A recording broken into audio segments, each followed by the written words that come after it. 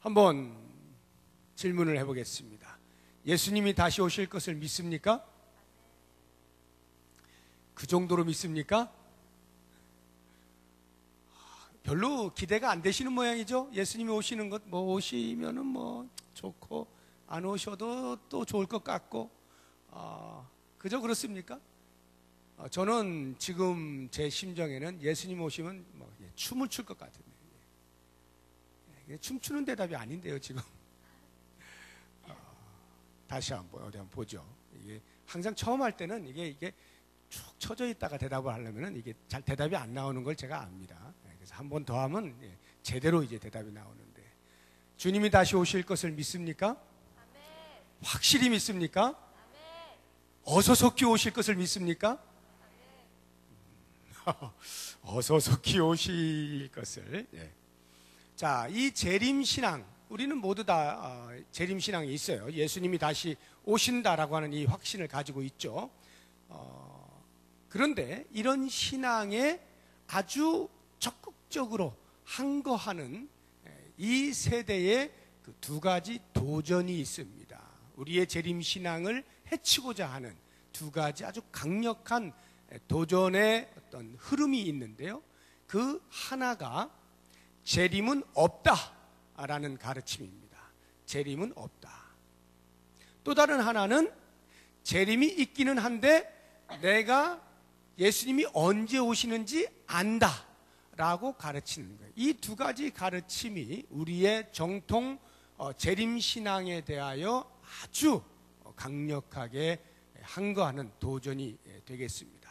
이 두 가지를 저희들이 한번 살펴보고 과연 우리가 어떻게 재림신앙을 가져야 되느냐 하는 것을 생각을 해보겠습니다.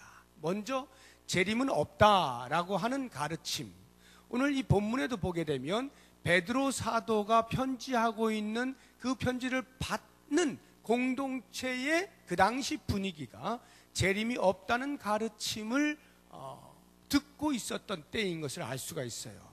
자, 3절을 보세요. 3절과 4절 보시면, 먼저 이것을 알지니 말세에 조롱하는 자들이 와서 자기의 정욕을 따라 행하며 조롱하여 이르되 주께서 강림하신다는 약속이 어디 있느냐 비아냥거리는 거예요. 조상들이 잔 후로부터 만물이 처음 창조될 때와 같이 그냥 있다. 이게 무슨 말이냐면 지금 조롱을 하는데요. 야, 예수님이 다시 오신다고 약속을 하셨다고? 언제 어떻게 오셨어? 오셨어 지금? 하고 비웃으면서 너희들 봐라, 너희들의 조상들도 다 지금 죽지 않았느냐? 예수님이 다시 오실 것을 믿었던 사람들도 지금 죽지 않았느냐? 그 죽은 사람들 앞에 예수님이 어디 재림하였더냐? 너희들 이 세상이 창조된 이후로 지금까지 한 번도 변한 것이 있니? 그대로 똑같이 있잖아. 그런데 무슨 새하늘과 새 땅이고 무슨 예수님이 재림하신다 그래? 라고 하는 거짓 선지자들의 가르침이 있었단 말이에요. 아주 조롱을 하는 거죠. 조롱할 만하죠. 왜? 예수님의 재림이 지금 눈에 안 보이니까. 그들은 간절히 예수님이 다시 오실 것을 기다리고 있는데 안 오잖아요. 안 오시니까 이들이 비웃는 거예요. 조롱하는 거예요. 근데 그 조롱하는 사람들이 어떤 사람이냐? 3절에 자기의 정욕을 따라 행하는 사람들. 이게 무슨 말이에요? 쾌락을 추구하는 사람들이다 이 말이죠. 이 땅의 즐거움을 추구하고 그 즐거움에 도취되어 있는 사람들, 그런 사람들이 예수님 다시 오시면 어떻게 되겠어요? 큰일 나는 거죠. 모든 재미, 모든 즐거움 다 없어지는 거니까. 그렇게 쾌락주의자들은 예수님의 재림에 대하여서 반길 이유가 없어요. 그러니까 안 오신다, 예수님 재림은 없는 거야, 그냥 하는 말이지 무슨 예수님이 재림하신다 그래 라고 당시에 재림신앙을 가졌던 그 성도들을 조롱하고 비웃었다 이 말이에요. 이것에 대해서 베드로가 그 성도들을 강하게 붙들어주기 위해서 권면하는 말씀이 5절부터 나오는 거예요. 너희들 그런 소리 들었지? 그러나 너희들 잘 생각해봐라. 어디 하나님이 천지를 창조하신 이후에 지금까지 변하지 않고 있었더냐? 너희들 생각해봐. 하나님이 세상을 어떻게 창조하셨어? 말씀으로 창조하셨잖아. 그런데 노아의 때에 어떻게 됐니? 그 노아의 때에 세상 사람들이 노아가 그렇게 심판이 있다라고 경고를 했음에도 불구하고 듣지 않더니 결국은 어떻게 됐어? 물로 심판을 받았잖아. 이 세상이 물로 완전히 덮여버렸잖아. 새롭게 되어버렸잖아. 그런데 왜 그것이 없다 그래? 왜 창조된 이후로 한 번도 변한 적이 없다 그래? 베드로가 가르쳐주고 있는 거예요. 그러면서 뭐라고 이야기하느냐 하면 예수님은 반드시 재림하시는데 그냥 재림하고 끝나는 게 아니라 재림하실 때 그들을 심판하신다. 심판하시는데 어떻게 하시느냐 하면 노아의 때에는 물로써 이 땅만 심판한 것에 불과하지만 주님이 재림하시는 때에는 땅과 하늘을 불로 심판하실 것이야. 이렇게 말씀하고 있는 겁니다. 7절 보세요.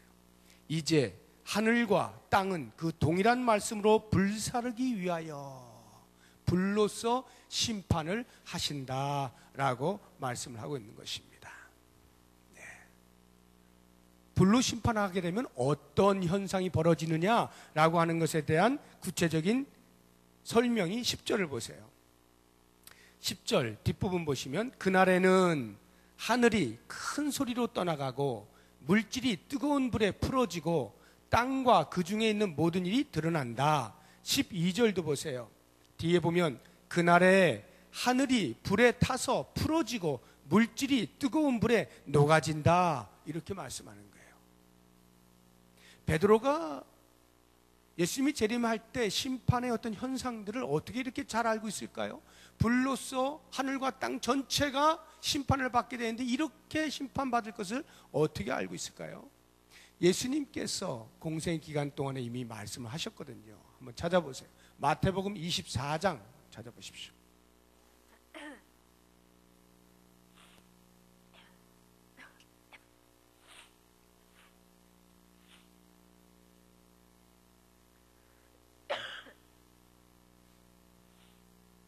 (29절) 마태복음 24장 29절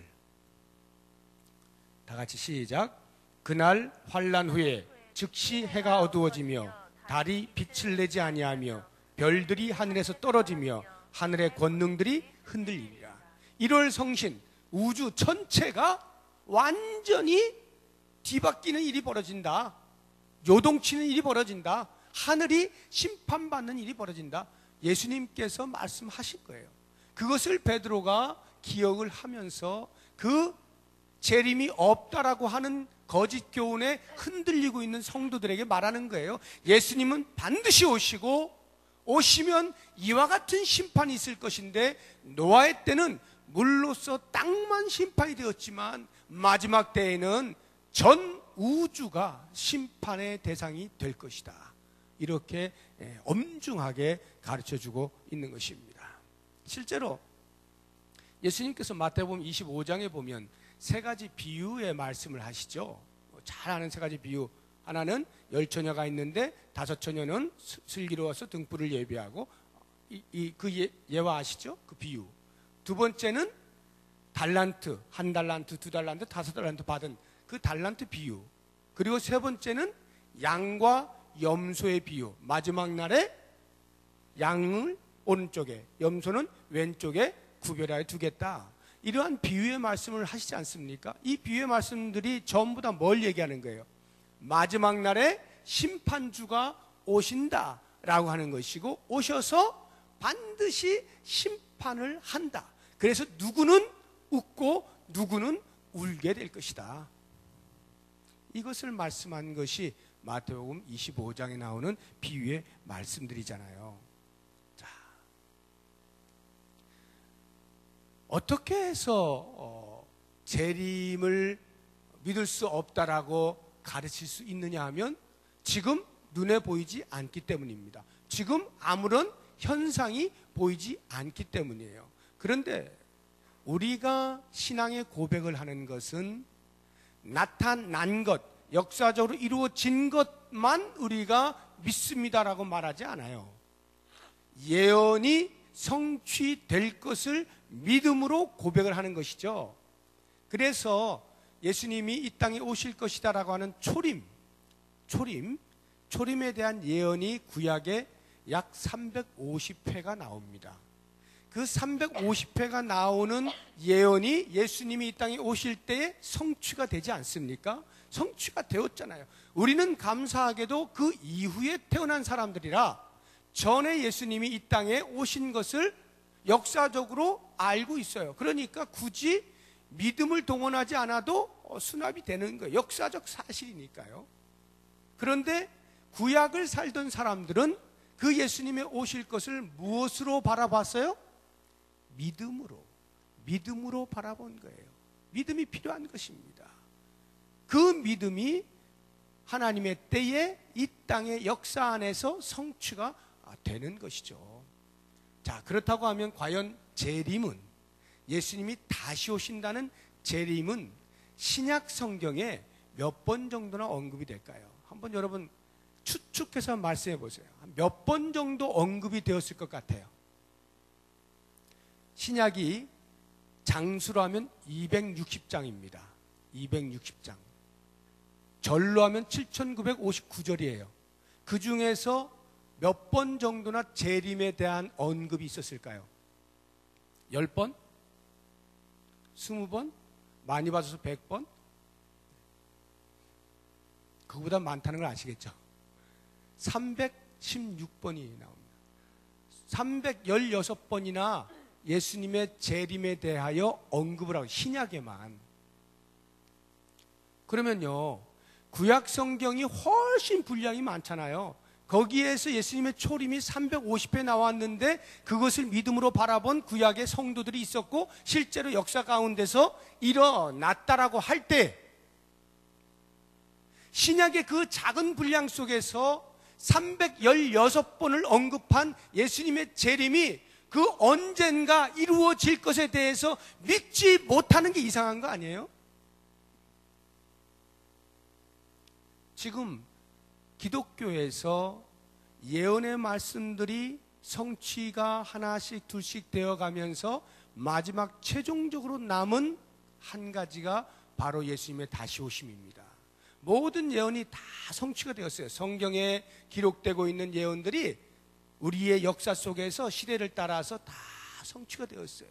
마지막 하나 남은 예언이 이 예수님의 재림이에요. 그것이 언젠가 성취가 될 것임에 대하여 우리는 하등의 의심 없이 믿음으로 받아들일 수가 있는 거죠. 모든 예언이 지금까지 다 성취가 되었다고 할 때 그 마지막 한 가지 예언이 성취되지 않을 확률이 있겠습니까? 하나님께서는 변개하지 아니하시는 분이기 때문에, 신실하신 분이기 때문에 당신의 하신 말씀에 대하여 반드시 지키시는 거죠. 그러니까 예수님의 재림이 316번이나 신약에서 언급이 되었다라고 할 때 그 예언의 성취는 너무나도 당연한 것이다 라고 하는 것입니다. 그런 면에서 우리들은 이제 마지막 이 남은 예언의 성취로서의 예수님의 재림을 우리의 신앙으로 온전히 고백을 할 수 있어야 되는 거죠. 저리로서 산자와 죽은 자, 예수님이 오실 때 산자가 있을 수 있잖아요. 이미 죽은 자도 있을 수 있고, 지금 오늘이나 내일 오시면 우리는 산자로서 예수님을 만나는 겁니다. 먼저 가신 분들은 죽은 자로서 만나는 것이고, 저리로서 산자와 죽은 자를 심판하러 오신다는 것을 제가 믿습니다. 이 고백을 하는 거예요. 자, 두 번째 큰 도전이 뭐라 그랬어요? 재림이 있기는 있는데 내가 그 때를 안다 라고 말하는 것이라 했죠. 이것은 뭐 역사상 계속 반복되어져 왔던 것인데, 가장 최근에 가장 크게 영향을 미쳤던 우리나라에서 있었던 것이 뭐죠?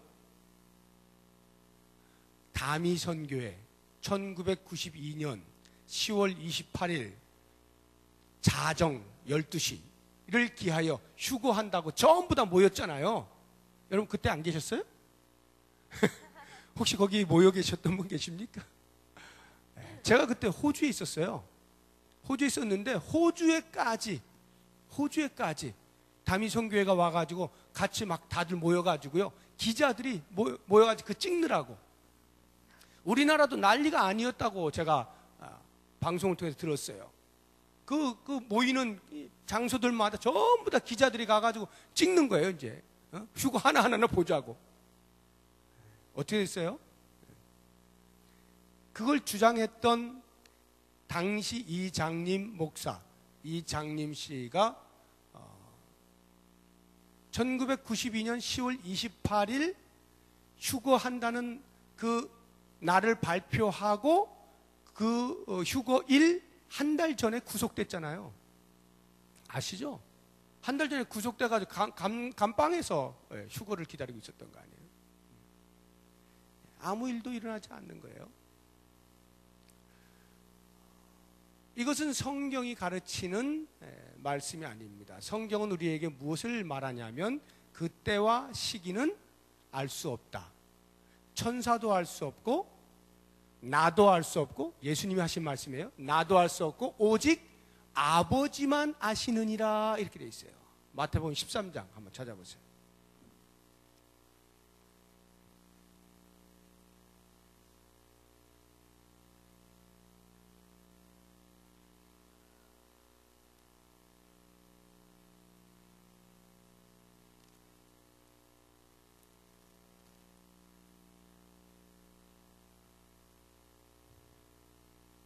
(13장이) 아니라 24장입니다. 24장. 24장 36절.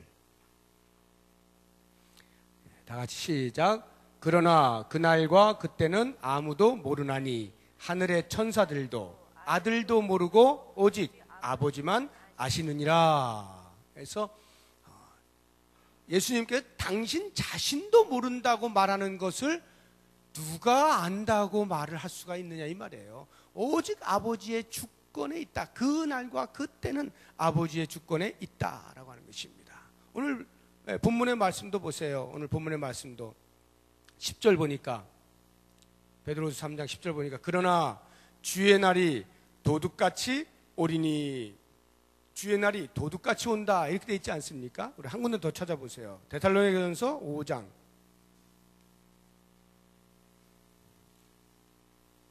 데살로니가전서 5장 1절 2절. 다 같이 시작. 형제들아, 때와 시기에 관하여는 너희에게 쓸 것이 없음은 주의 날이 밤에 도둑같이 이를 줄을 너희 자신이 자세히 알기 때문이라. 때와 시기를 알 수가 없다는 말이에요. 단지 말할 수 있는 것은 주의 날이 어떻게 온다고요? 도둑같이 온다. 이거는 확실하다는 거예요. 자, 도둑같이 온다는 게 무슨 말일까요? 도둑같이 온다는 말을 이렇게 오해하시면 안 됩니다. 아무도 몰래 오시는구나, 이런 의미의 도둑이 아니에요. 우리 예수님은 어떻게 오셔요? 오실 때 초림 때는 아무도 못 알아봤죠. 아무도 못 알아봤죠. 그러나 재림 때는요, 나팔 불고 호령을 하면서 하늘로부터 내려오는 거 아니에요? 우리 제가 흥분하니까 지금 막 목소리가. 데살로니가전서 4장 한번 보세요. 데살로니가전서 4장. 우리가 5장 봤죠 방금.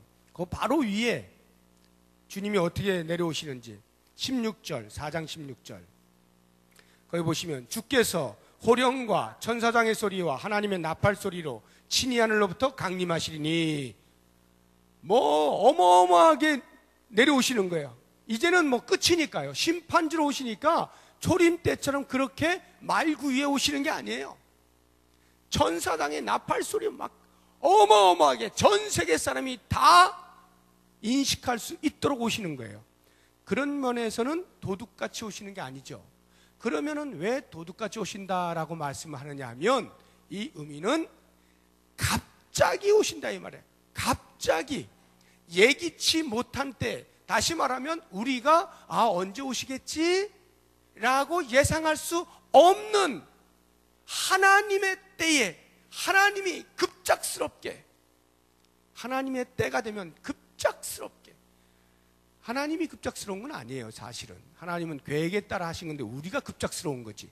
준비가 안 돼 있으면 급작스럽죠. 이런 의미에서 도둑같이 오신다는 거예요. 그러니까 한마디로 그날과 그때는 사람으로서는 알 수 없는 거예요. 다만 징조를 어느 정도 알 수 있어요. 징조. 말세의 징조가 뭔가, 그것을 예수님께서 마태복음 24장에 여러 가지 이야기를 하시는 가운데 전쟁이 일어난다든가 기근과 지진이 일어나는 것, 거짓 선지자, 거짓 예언자들이 일어나는 것들, 환난, 박해가 심해지는 것들, 이러한 어떤 여러 가지 징조들은 말씀하셨지만 정확한 그 때와 시기를 말씀하지는 않으신 것입니다. 자, 그러니까 앞으로도 이 이장님 씨와 같은 이러한 유사한 아직도 시한부 종말론을 주장하는 그런 사람들이 혹시라도 어떤 말들을 하면 절대로 현혹이 되어서는 안 되는 겁니다. 그 때와 시기는 알 수 없다라고 성경이 말씀하고 있으니 그것을 붙잡아야 되는 거예요. 그렇다고 하면 왜 하나님께서 우리에게 때와 시기를 안 가르쳐 주셨을까? 좀 알려주시면 좋을 것 같은데, 그럼 잘 준비할 것 같지 않습니까? 근데 왜 안 가르쳐 주셨을까? 이것에 대한 답이 우리가 재림신앙을 가지고 있는 사람으로서 과연 어떻게 살아야 되느냐라고 하는 것이 그 답이 될 수가 있어요. 재림신앙을 가진 사람은, 예수님의 재림을 기다리고 있는 사람은 이렇게 살아야 한다라고 하는 그것이 곧 때를 가르쳐 주지 아니하신 이유에 대한 답이 되기도 하는 거예요. 그 첫 번째가 항상 깨어 기도하도록, 기도하며 깨어 있게 하시기 위해서 때와 시기를 알려주지 아니하신 거예요. 재림신앙을 가진 사람은 항상 기도하며 깨어 있어야 하는 것입니다. 무슨 말이냐면, 만약에 한 달 후에 오신다라고 가정을 하면 우리들이 지금부터 한 달 동안 목욕 재개하고 깨끗이 준비할 것 같지만 우리의 이 약한 심성이 그러질 못하고 29일을 신나게 노는 거예요. 그리고 한 날을 준비하는 거야. 내일 오시는구나. 이제부터 내가 광내고 때 빼야지. 이게 우리의 본성이다 이 말이에요. 아직은 안 오시니까 일단 내 좀 즐길 거 즐겨보자 하고 이제 오시네 하고 그렇게 할 것이 뻔하기 때문에 우리 주님께서는 우리로 늘 깨어 기도하고 경성하도록 하기 위하여 일부러 때와 시기를 알려주지 아니하신다라고 하는 것입니다. 자, 누가복음 21장을 한번 찾아보겠습니다. 누가복음 21장.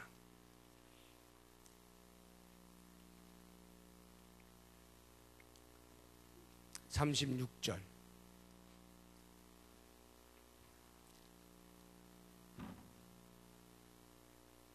누가복음 21장 36절 시작. 이러므로 너희는 장차 올 이 모든 일을 능히 피하고 인자 앞에 서도록 항상 기도하며 깨어 있으라. 항상 기도하며 깨어 있으라. 깨어 있는다는 게 뭘 말하는 건가? 깨어 있는다는 말, 우리 오늘 본문을 다시 한번 가보세요. 오늘 본문 베드로서 3장. 깨어 있는다는 게 뭐냐? 11절. 너희가 어떠한 사람이 되어야 마땅하냐? 이렇게 하죠. 너희가 어떠한 사람이 되어야 마땅하냐? 이러한 재림신앙을 가진 자로서 어떻게 살아야 되느냐? 베드로의 권면입니다. 거룩한 행실과 경건함으로 살아야 한다. 거룩한 행실과 경건함으로. 이게 깨어 있다라고 하는 말의 의미예요. 깨어 있다라고 하는 말의 의미. 경건과 진실함으로. 로마서에서 사도 바울은 이렇게 표현하고 있습니다. 로마서 13장을 한번 보시기 바랍니다. 로마서 13장.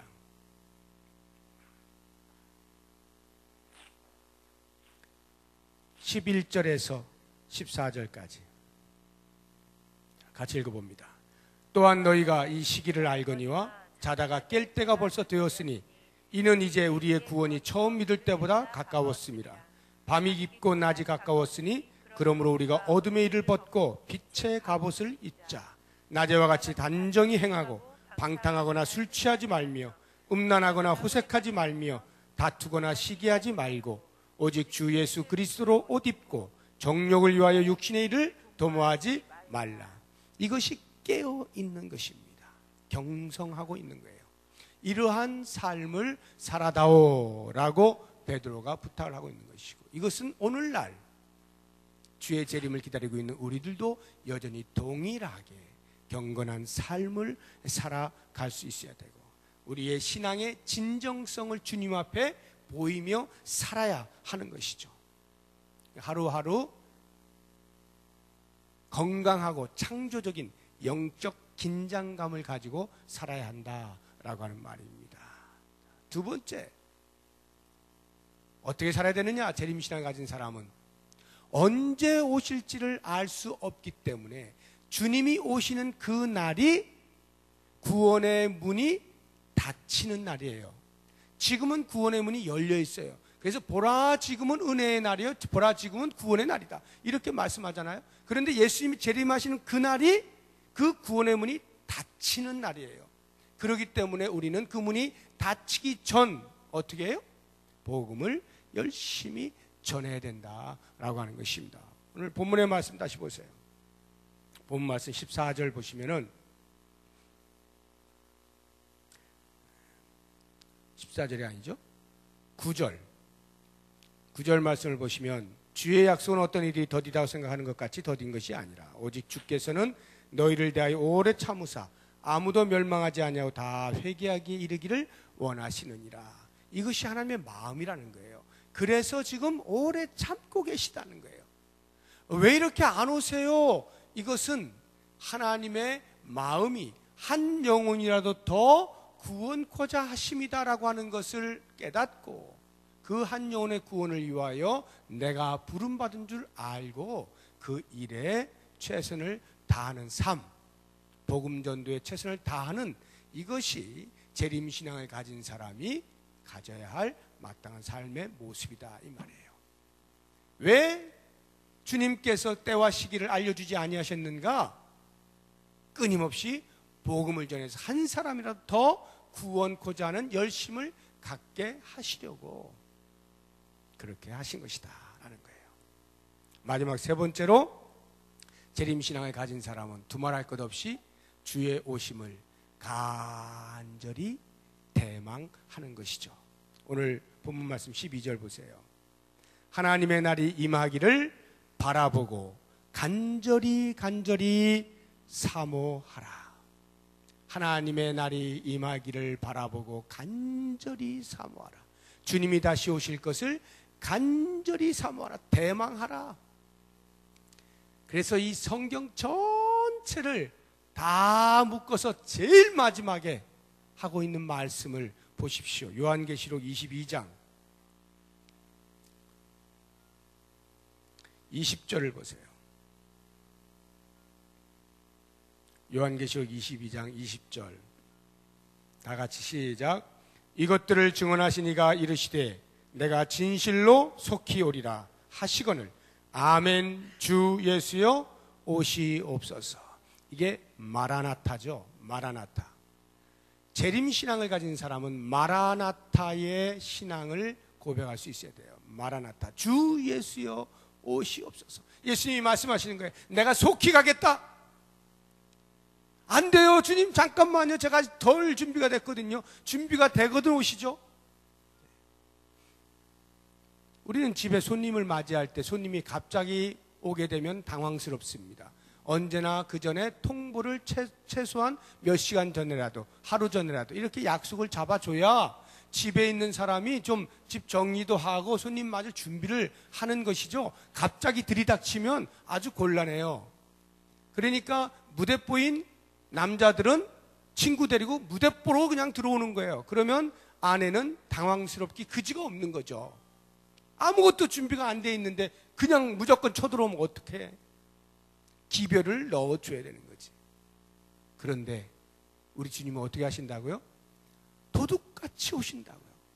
언제 어떻게 오실지 몰라. 그러니까 우리가 항상 기도하면서 깨어 준비하고 있으면 주님이 오실 때가 언제가 되었든지 우리의 고백은 아멘 주 예수여 오시옵소서 이게 된다 이 말이에요. 근데 그게 안 되면 어떻게? 잠깐 아 주님 하루 전쯤에는 그래도 통보를 해주셔야지. 너무하는 거 아닙니까? 제가 그래도 뭔가 준비해야 돼. 평소에 하라고. 평소에 예수님의 말씀 늘 하고 있으라고. 늘 하고 있으라고. 내가 속히 갈 거야. 아멘 주 예수여 어서 오시옵소서. 이것이 그리스도의 재림을 믿는 사람이 갖는 마음의 자세예요. 여러분 이 신앙을 가지고 있으면 세상의 근심과 염려가 많이 줄어들걸요. 상당히 줄어들 거예요.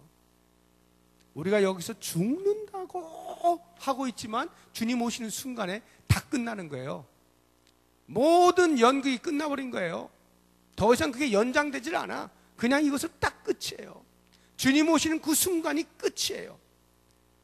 우리가 정말 주님 오실 것을 대망하고 살아간다고 하면 이 땅에서의 염려와 근심과 걱정들이 많은 부분에서 해소가 될 수 있어요.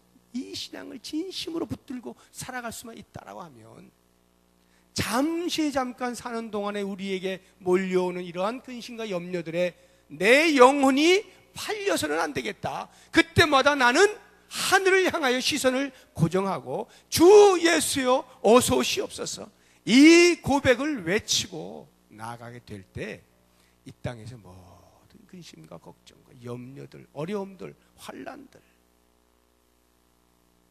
한순간에 물러가고 우리 안에 찾아오는 주님으로부터의 놀라운 평강이 세상이 주는 것과 다른 하늘의 평강이 가득할 수가 있는 거죠. 이 재림신앙이야말로 우리가 이 땅을 살아가는 가장 강력한 무기가 될 수 있는 거예요. 이 고백을 통해서 예수 그리스도를 믿는 사람으로서 왜 이 땅의 사람들과 다르게 살아가는가라고 하는 것을 꼭 증명해 보이시고 스스로 발견하시고 놀라워하시면서 많은 사람들에게 그 은혜의 삶들을 같이 나누고 소개하고 그리스도로 말미암는 참된 행복을 누릴 수 있도록 하는 복의 통로가 되시기를 주의 이름으로 축복합니다. 이 시간에 우리 같이 하나님